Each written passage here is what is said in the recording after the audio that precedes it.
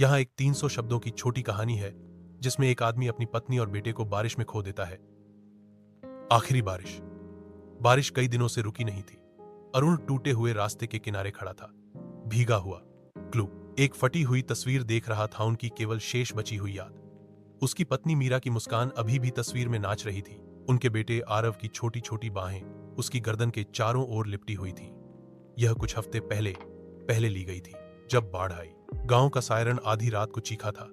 घबराहट, चीखें, पानी की बहरा देने वाली आवाज। उसे याद है कि उसने एक हाथ में आरव और दूसरे हाथ में मीरा को पकड़ रखा था, कोशिश कर रहा था उफनती धारा में से होकर गुजरना।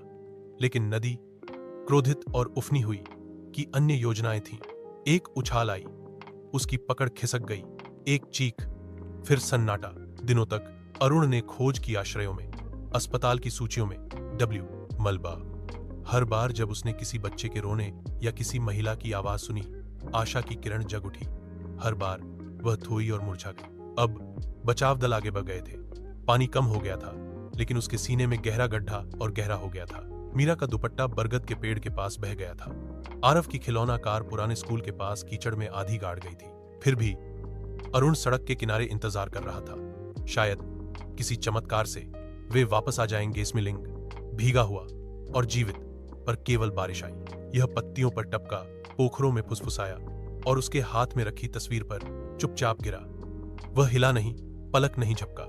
दुनिया शांत हो गई थी, बारिश को छोड़कर, जो अब ऐसा लग रहा था मानो आकाश उसके साथ रो रहा हो। कुछ कहते हैं कि दुहक समय के साथ कम हो जाता है, लेकिन अरुण के लिए समय बारिश में रुक गया था। यदि आप इसे किसी विशिष्ट शैली में चाहते हैं तो मुझे बताएं।